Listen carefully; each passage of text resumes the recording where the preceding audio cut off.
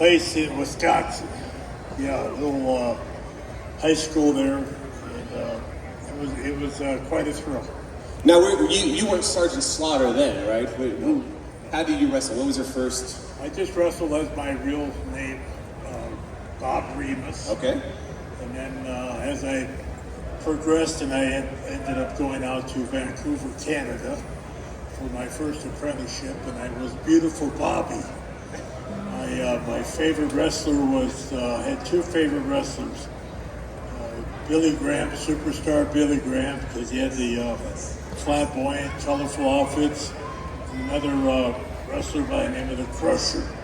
He talked out of the side of his mouth like that. And so I combined the two. I grew my hair long, had my sister who was a beautician blonde, and I went out as Beautiful Bobby. Beautiful Bobby. Yeah, Beautiful Bobby didn't do so well. No. Well, so then after Beautiful Bobby, you became Super Destroyer. Bruiser Bobby. Bruiser Bobby. Bruiser Bobby. All right. Because I had a match in Vancouver one night, and I was taught by Vergagna, my trainer, that whenever you're in your corner before your match, signing autographs, wait till you're announced, then you turn around and you throw your hand up in the air to let the audience know if you were the villain or if you were the hero. And I was playing the hero at that time. And so I turned around I was getting ready to turn around and let everybody know, and I was waiting for my name to be announced. I saw people kind of giggling and laughing. So I turned around to look at my opponent. He was in the middle of the ring. His name was Buck Ramstead. He was a cowboy kind of guy. And he was standing in the middle of the ring blowing me kisses. And I went, oh, no. That's not the character Beautiful Bobby was created to be. So I annihilated poor Buck and went home that night, and my wife said, "What's wrong with you? You're in a bad mood." And I said, I told her what happened, and she said, "Oh no, you don't want that reputation." So she said, "What are you going to do about it?"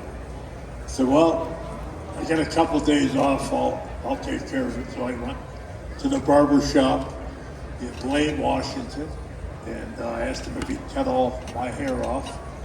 And didn't even have to leave the barber shop. There was another door, went into the beauty shop, and I asked her to put my hair to its normal color. So I looked at the mirror and I said, "That's Bruiser Bob right there." So I went home and my wife said, "Oh, the man I married." So I started being Bruiser Bob down in Portland, Oregon. Okay. And then I shipped back off to Minneapolis, had a stint down in Louisiana. I just tried to get rid of Bruiser Bob, and I went as Bob Slaughter. That was I still wore the black and all the tough guy stuff, but I was Bob Slaughter. And, then my mother got sick with cancer, and my dad said, "Can you come home and take care of his roofing business?" Well, he took care of my mother, so I did that. And that's when I got a call from Vergagna. "Are you interested in going to Hawaii for 6 weeks?" I said, "Who would be?" He said, "Well, there's a wrestling company, Ed Francis runs it, and he needs a masked man. And I thought you might be the perfect guy." I said, "Well, I've got to take care of my father's business." So I talked to my parents about it. And my mother said, "I'm not dying tomorrow. Go ahead and go." So I went over to Hawaii and wrestled a lot of matches with Rick Martel, who was the model. And I wore the mask. And when I got back after my trip there, Vergagna called and said, "What's this? I hear you're the greatest masked man of all time." And I said, "Well, I don't know about that." He said, "Well, if Ed Francis says you are, you are. And I'm looking for a replacement of my wrestler by the name of Super Destroyer, whose real name was Don Jardine." but he wasn't a good businessman. So he said, I'd like to move him out, move you in his place. I said, well, once again, I'm happy to take care of my father's business. He said, well, I have a private plane. We don't wrestle every night. If I can get you back every night that you're away, could you do it? I talked to my dad, yeah, go ahead. So I became Super Destroyer Mark II. Number two. Mark II. My manager was Lord Alfred Hayes. And he came up with the name and decided that I should be from the Rock of Gibraltar. Mysterious wrestler from the Rock of Gibraltar. I didn't know the Rock of Gibraltar was just a rock out in the middle of the ocean. So I had to be a pretty tough guy. Yeah. That's where I started Super Destroyer. Okay, nice. And so let's go to and then you went to WWF for a minute, Yes. right, and wrestled there. And then, but you also, I mean, and you said Lord Alfred Hayes, but you also worked with Bobby the Brain Heenan. Right. Right? Yeah, we did a little thing. I had another, Bad Dog Vachon had a friend in Montreal that was a wrestler, and he asked for a guy if he would bring him in to wrestle. So Vern says, yeah, I'll bring him in as Super Destroyer Mark III. And the guy couldn't hardly speak any English, so every time I would talk to him, I'd say, Neil, his name was Neil Gay. Neil, what time do you want to leave tomorrow for Milwaukee? And he would look at me and go, I don't know. So, you don't know? I don't know. So then I'd say, would you like me to drive or would you like to drive? And he would go, I don't know. So I started calling him, I don't know. So anyway, we had a little problem, and I brought Bobby the Brain Heenan in as my surprise manager. I fired Lord Alfred Hayes, and he had Super Destroyer Mark III, and Bobby the Brain had me, and we had some matches, and all because I don't know. But anyway, so I was there for about 3 years as a Super Destroyer Mark II. They finally unmasked me, and they said, what's your name? What's your name? Gene Okerlund said, and what's your name? And I said, Matt Burns. That's how I used to register at the hotels. Just like a Matt Burns. I said, Matt Burns. That's my name. Don't call the hotel and ask for Matt Burns. So we had some fun with that. And so it was time to make a move, and I always looked at the WWF at that time as the Major League Professional Wrestling. And so I sent some pictures to Mr. McMahon Sr., and he liked the character of Sergeant Slaughter because I did Sergeant Slaughter right before I became Super Destroyer Mark II. I kind of left that part out, but Bert Gagne was still running his company, and one day when we were wrestling, our roofing, it started downpouring. So my dad said, go on home, and don't worry about working today. So when I got home, I walked into our house, and back then we didn't have remote control, so I pulled the button on the TV, and as soon as I did, the Marine Corps hymn started playing. And I started watching it, and it was a movie called The D.I. with Jack Webb. And he was a Marine drill instructor, tough as nails, but never said one word of profanity, because you couldn't on television.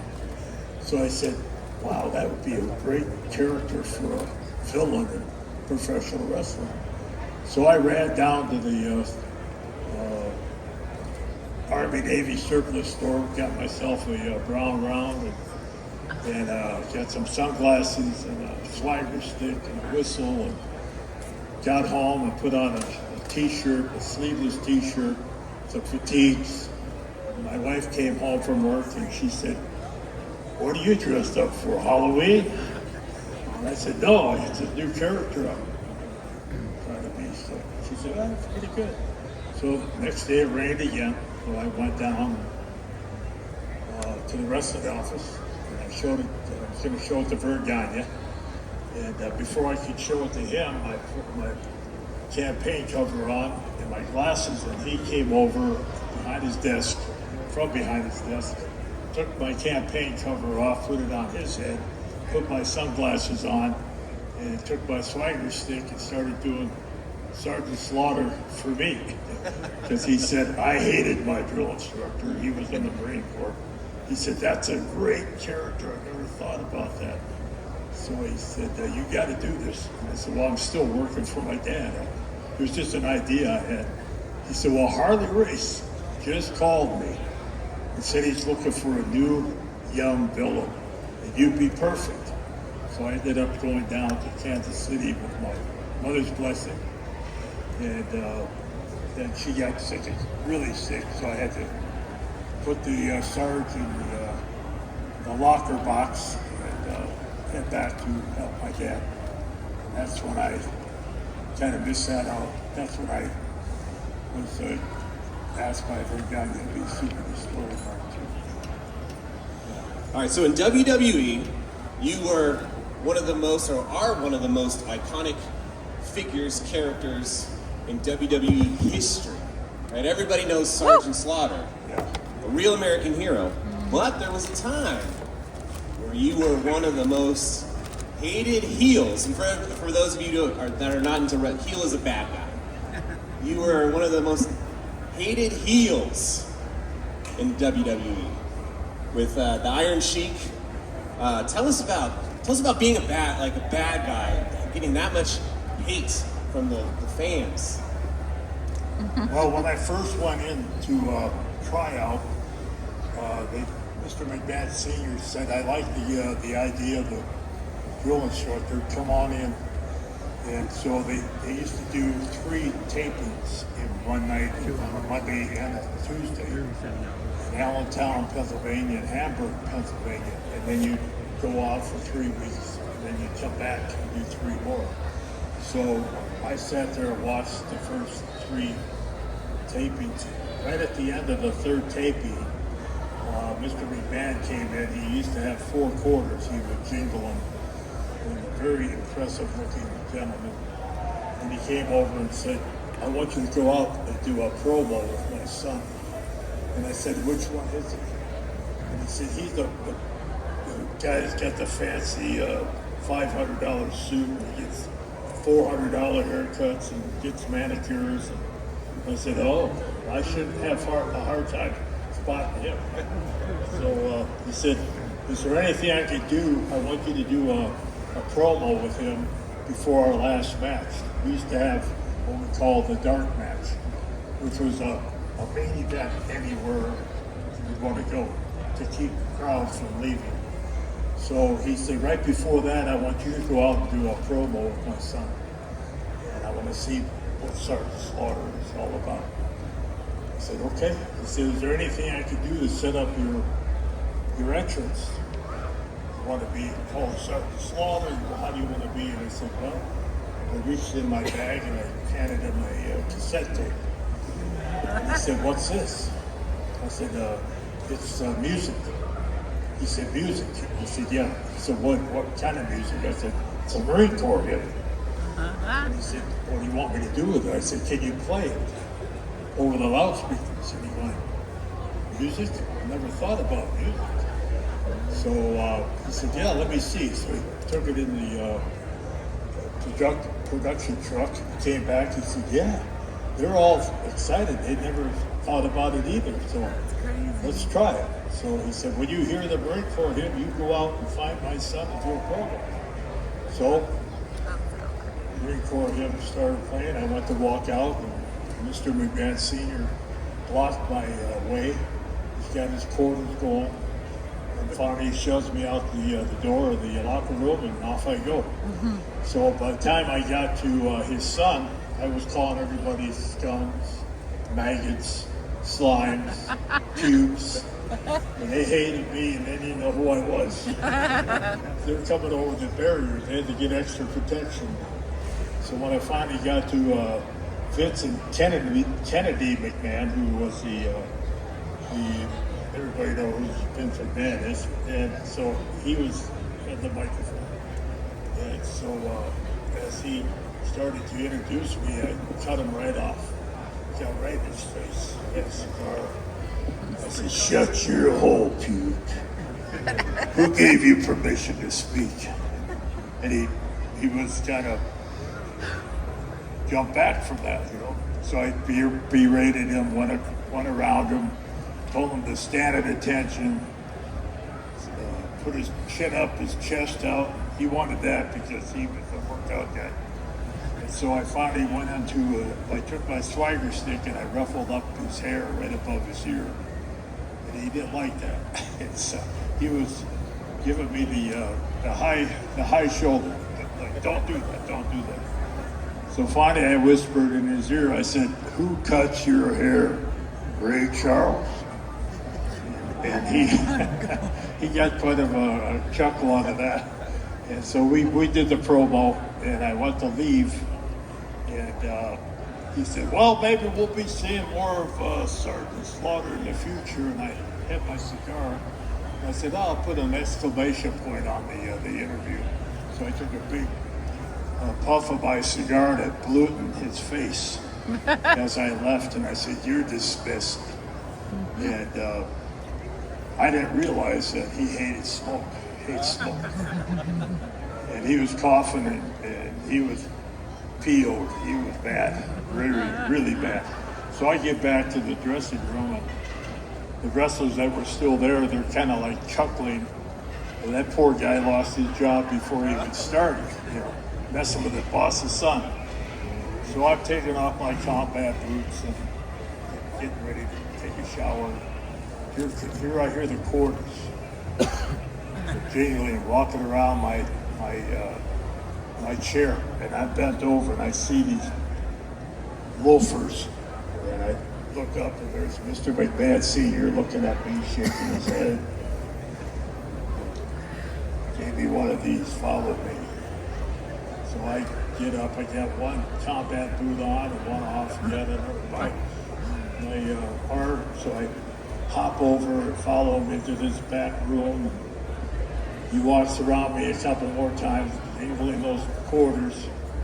He stops right in my face, and he goes, "That's the greatest villain I've ever seen in this business.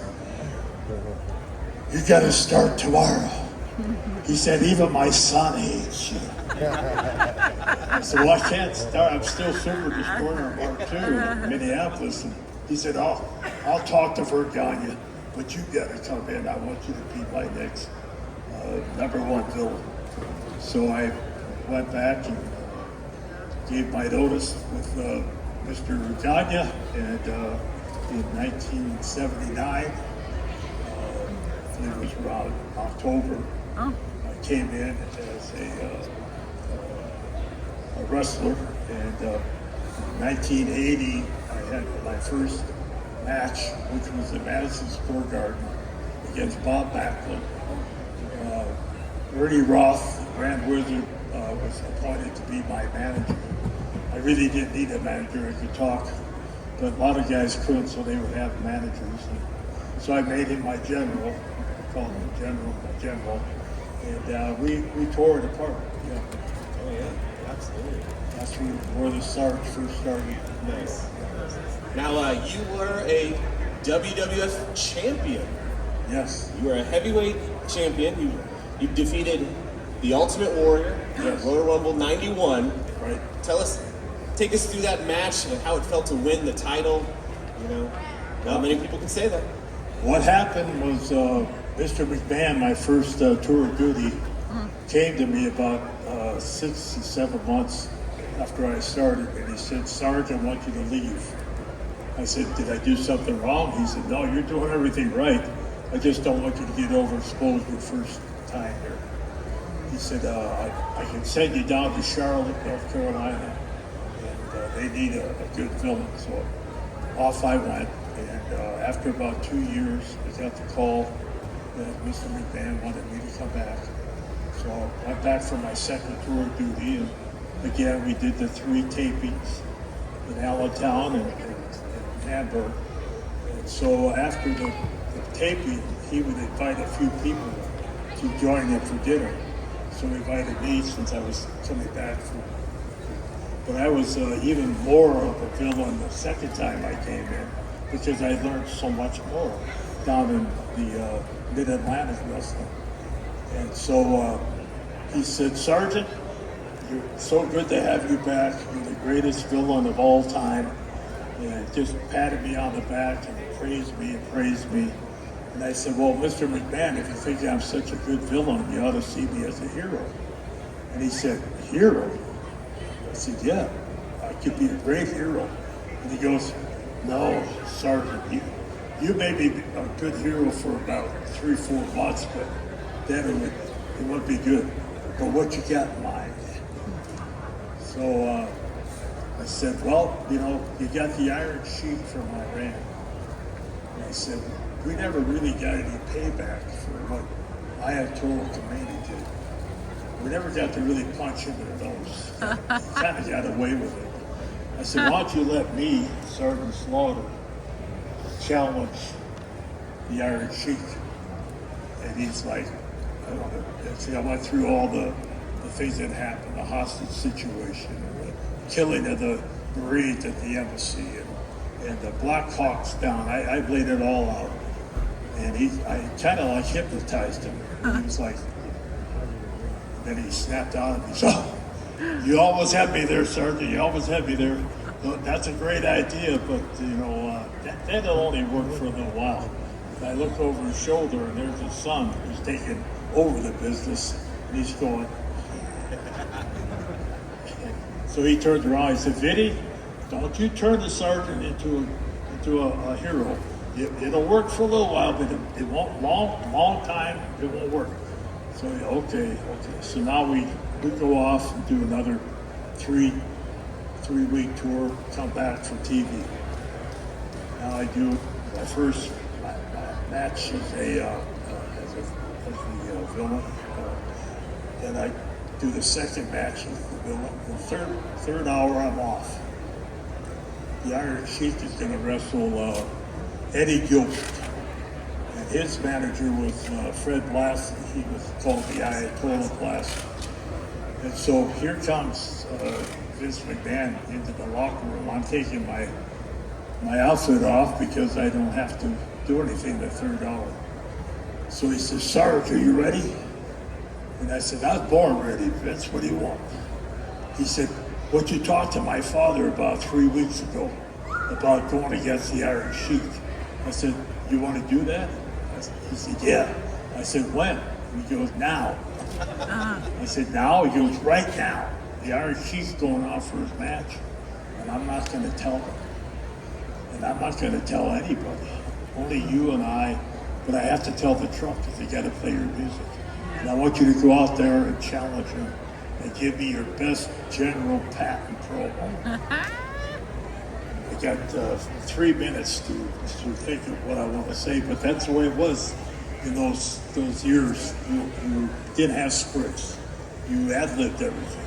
So I get my outfit back on, and I'm watching the monitor to see when my music's going to play, and all of a sudden I hear my music.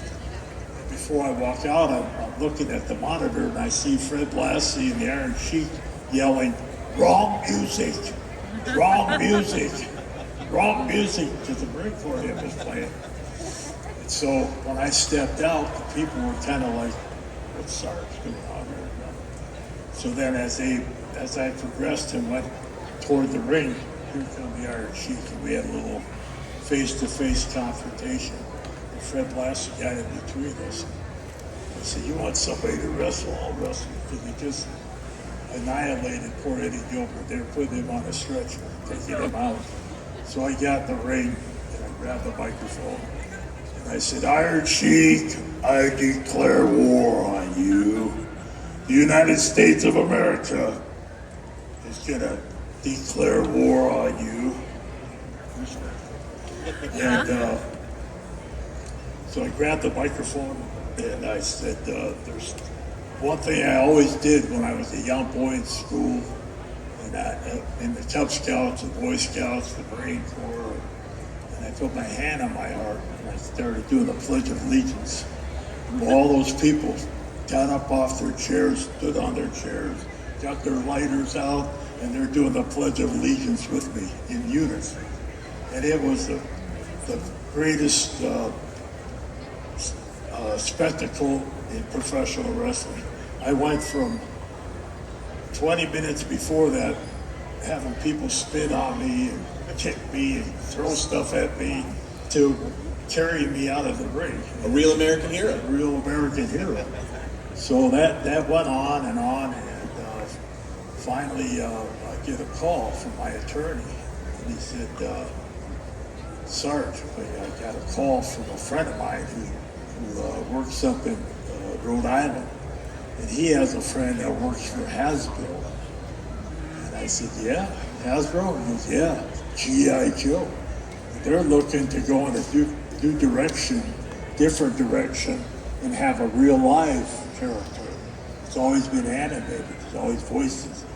And it was an animated series, and all their characters were animated. They want to bring in a real person.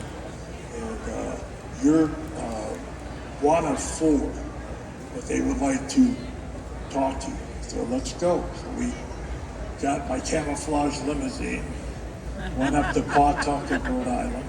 Right before we got to the headquarters of Hasbro, I told my driver to stop the car, open up the trunk, and I got 2 American flags, and I put them on the fender.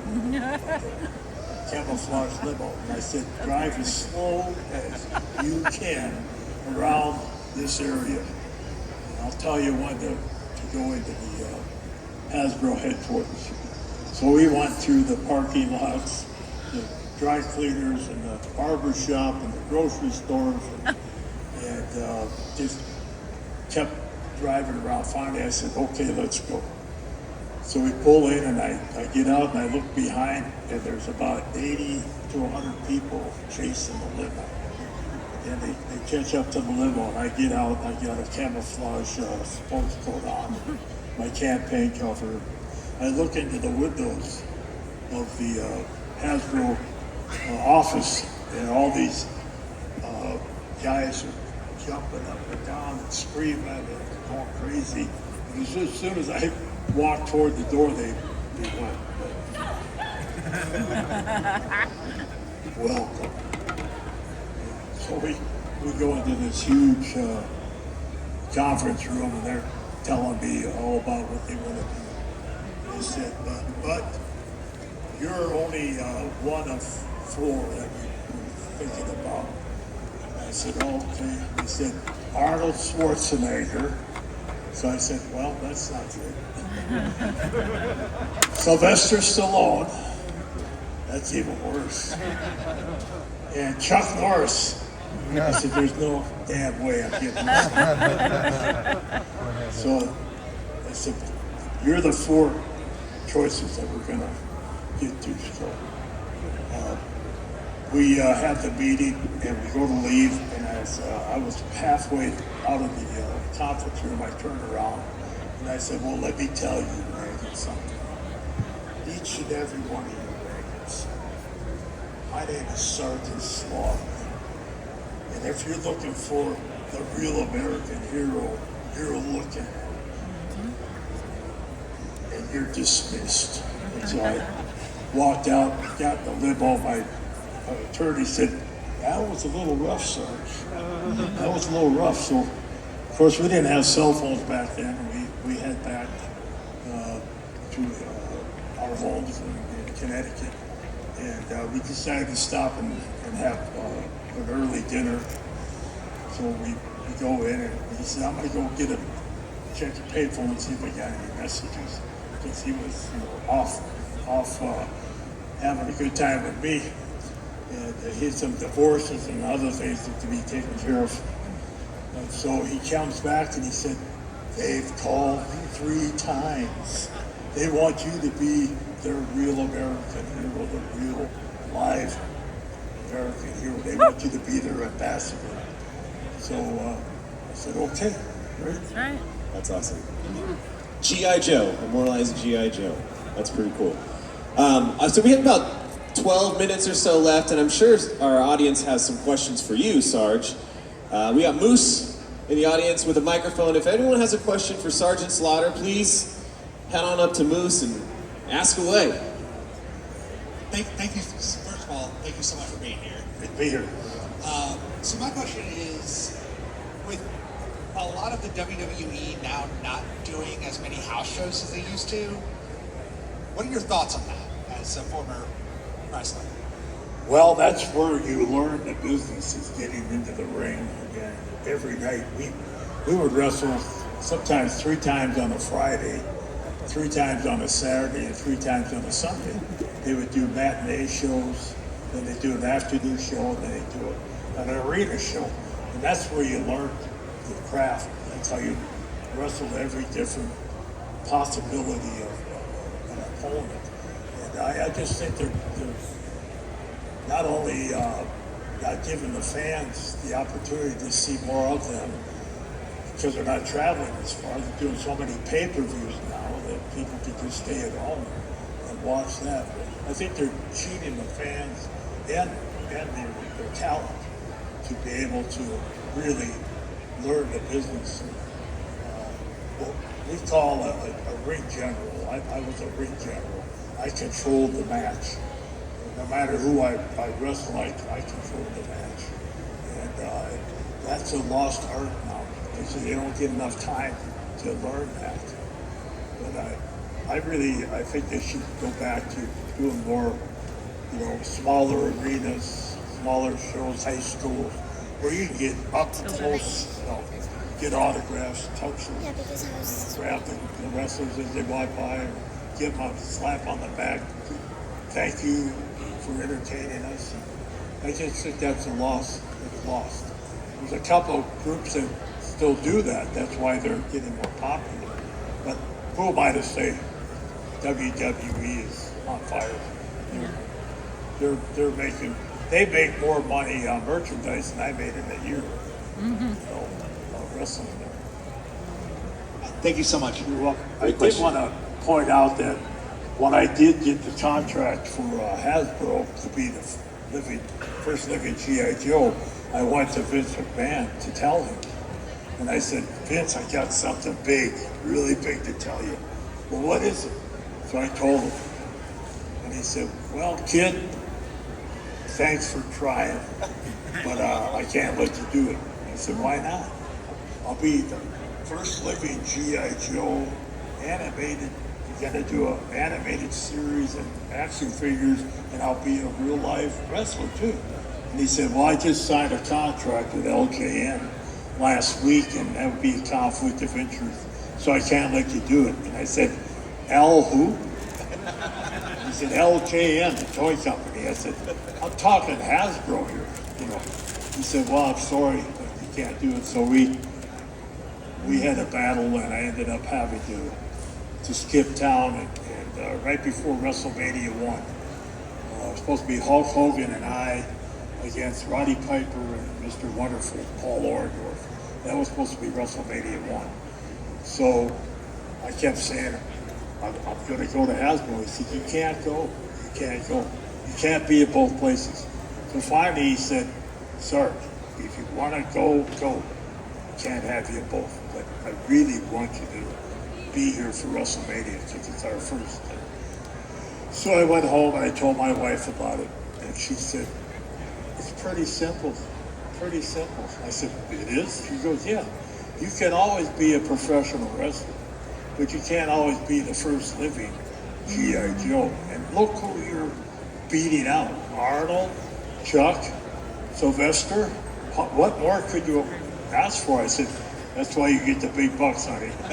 So I called Vince the next day, gave him my notice, and we were on the warpath for about 6 years. That's why he brought me back. I think as a punishment, but more to make makes a lot of money, and called me up and said, Sarge, you ready to go back to work? I see your contract's finished up with Hasbro. I said, funny you should know that. He said, I get paid to know those things. So he said, I got an idea. And he said, I want you and Hulk Hogan to be the headline of WrestleMania 7. I said, okay. So I went to his house. It's like we never had a problem. Gives me a hug. Come on in. Takes me into his library. Shows me a prototype of LA Coliseum. He said, that can hold 104,000 fans. And I want you and Hogan to sell it out for me. I said, really? That's breaking the Detroit record of 93,000. So that's a big badge as a professional wrestler to have SO behind your name on a thing like that, sold out. So I said, I'm in. How are you going to make Hulk Hogan the villain? He goes, Hulk? No, I don't want Hulk to be the villain. I want you to be the villain. I said, I'm G.I. Joe, the real American hero. I thought you were going to make me the real American hero and make Hulk Hogan the villain. He said, no, I want you to listen to what I have in mind. He said, we have this problem with Iraq and Kuwait and the United States. And he said, I want you to come back angry. You're mad at your country.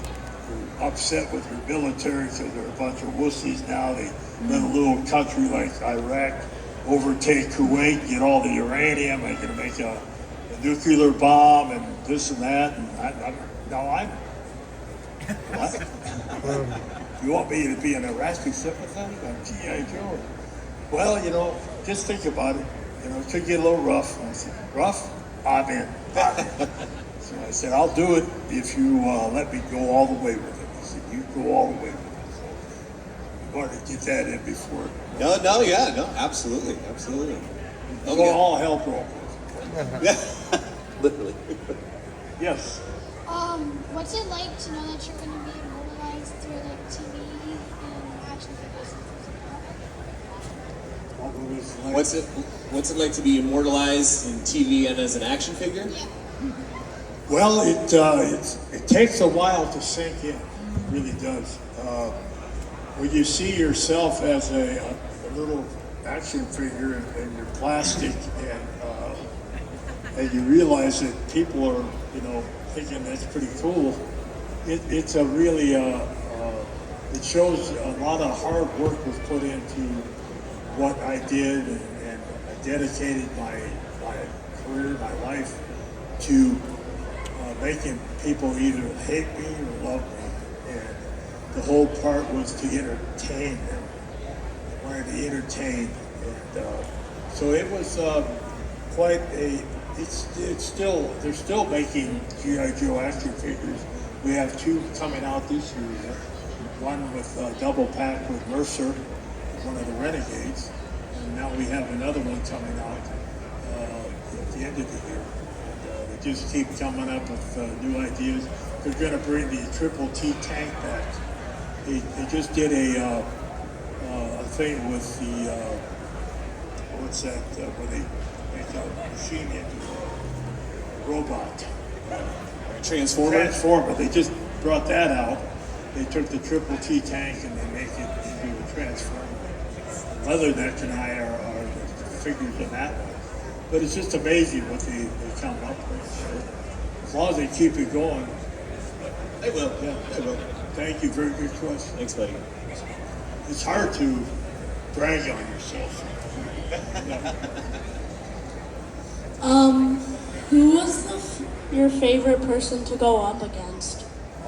One of my favorite wrestlers, of course, was the Iron Sheik, because he was such a villain, and I was such the hero. So we really had some battles. And we had a match called the Boot Camp match one time. And before that, I wrestled Pat Patterson in an alley fight. They say it was the greatest match of all time in Madison Square Garden. But I think my all-time favorite opponents, I was a tag team partner with Don Coronado against Ricky Steeple and Jay Youngblood. We had some phenomenal, sensational matches, and every match was about 50 to 55 minutes if it didn't go up to the time limit. And that's pretty tough to do as a tag team. You know, as a single, you can work around all that, but as a tag team. And so we ended up having a final match in Greensboro, North Carolina, where it was a cage match where either we won the titles, retained the titles, or they lost and they could never wrestle together again as a team. So there was a stipulation that somebody was going to win or lose. There wasn't any way out of it. So I told Jim Crockett, I said, you should think about getting one of those buildings where you can broadcast the event for people that can't get in. He said, do you think it's going to do that well? I said, I think it's going to do even better. And he kept saying, I don't know, closed circuit's kind of expensive. So I said, well, I think you should do it. And he did. And they ended up turning, I heard 70,000 people away. The Highway Patrol, who was a friend of Don Pernoto's, told him that they had roadblocks for people that they got up on a big podium with loudspeakers and said, if you don't have a ticket, turn around, because you're not getting in. And it caused a big traffic jam. That was probably one of my best accomplishments. Thank you very much. All right, we'll do one more question and then we'll wrap it up. When you won the world title, you got the purple belt, and you wore the iconic purple belt for most of your reign. How did you feel about that? Did you like it? Did you ask for the black version? Because as soon as Hulk won it, it went back to black. Like, just what was that process and your feelings? Great question. I went to wrestle the Ultimate Puke, the Ultimate Warrior, and while we were wrestling, I had him going pretty good, and got him on the second rope, and I was like choking his throat on the second rope, and the referee got in between us and started berating me and telling me not to do it. And then I heard this big crash, and I looked down and I see the back of Macho Man Randy Savage running off, and he had taken a scepter and hit the Warrior over the head with it, knocked him completely out. He and Macho Man had a bunch of battles. In the last match that they had, the Ultimate Warrior broke Macho Man's hand, so he couldn't wrestle, and he couldn't make any money, so he was not a happy camper. And so, out of nowhere, nobody knew he was going to do it. He comes out with a scepter and whacks the poor Ultimate Warrior in the head. So I go over, I see him running off with not Miss Elizabeth, but Sherry, Sensational Sherry. And so I grab the Warrior to pull him back into the ring, but he's dead weight. So I takes everything I got, I throw him in there, and I looked at the referee and I said, he's out. And he said, yeah, we were like talking sides of our mouth. And I said, well, I'm going to give him an elbow, see what happens. Give him a big elbow. And I went to cover him, and I said, you want to be the champion, or you want me to be the champion? He said, go ahead, Sarge. So I covered him 1, 2, 3. I was waiting for him to, I thought maybe I'd wake him up, and he was out. And so I looked at him, and he had pieces of glass stuck in his forehead. And he finally came to a little bit, and he rolled out of the ring. Tried to run back as best he could. That was his character. And he ran back to the locker room. And there I was with the purple belt. And so I held it up, and nobody was happy about it. So that night we had to redo all our promos for WrestleMania 7 because that's where the direction we were going. So Hulk Hogan had won the Battle Royal or the Royal Rumble, so he was my opponent to go to WrestleMania. And funny how that happened. So anyway, so Vince McMahon said, Hulk, we got to do promos. I wasn't expecting this to happen, so we got to redo all the promos. So he has to oil himself up. He just got out of the shower, got to oil himself up. He's got a pair of slippers on his feet because they only showers from the waist up, and he's like this tall, you know, without his boots on. And so Vince said, hey, he gets a box for him to stand on. Oh, now he's really not happy. So if you ever see the pictures of that purple belt of the title, and I had a helmet on, and Hulk was really, really bad. And so we had to do all these promos over. Right before I got to go home, they said, we got to do one more promo, and then you'll be done. So I'm listening to Gino Berlin, and he got an IB in his ear, and he's going, all right, I'm looking for Sergeant Slaughter, but he's not here. Hang on. I can't believe what I'm hearing. Sergeant Slaughter is up behind the Miami Arena burning the American flag. And I said, what did he just say? So he does it again. Ladies and gentlemen, can you believe that Sergeant Slaughter is burning the American flag? So I went right in front of the camera. Cut. And here comes Vince. What's the matter? I said, he just said I burnt the American flag beyond the arena here. Well, we know you're not going to do that, but we're going to tell the people you did that. No, you're not. It's bad enough, you know, to be an Iraqi sympathizer, but you're going to say that I burnt the American flag. Why don't we just take his T-shirt, Hulk Hogan's T-shirt, put that on a flagpole and I'll like that. See, that represents America. You know, and he said, I like that better. But somehow they didn't. They did it while I wasn't there. They did a promo and said that I heard. That was my death warrant right there. I was a wanted man. I got stabbed 4 times, got shot twice, got so much things thrown on my body. I still have burns from battery acid. And, the worst part about I'll finish this up. The worst part about it was 2 months before we're going to go to the big WrestleMania 7 to do the 104,000. Vince called me, Sarge, we have a change in plans. What is it, Vince? We can't go into the Coliseum. Why not? Well, they want $5 million to secure the building because of all the death threats and bomb threats. And, you know, the ticket sales are okay, but they're not going through the roof. And I said, Vince, that's the only reason I did this. Put my family, we had bomb threats, death threats, not only me, but Vince and his family. And that was the worst part about it. We ended up in the LA arena, and all the celebrities that were there, who were friends of mine, most of them, one of them was Donald Trump, and they wouldn't even talk to me. They had a green room, and I went in to say hi, and they all turned their back on me. They really believed that I was an Iraqi sympathizer, and then I burnt the American flag. Anyway, that all ended with that. I finally got my country back and rejoined Hasbro and G.I. Joe. We're doing good. Go Joe. Oh. All right, Greater Austin Comic Con, let's give it up one more time for Sergeant Slaughter. Thank you very much. Thank you for being here.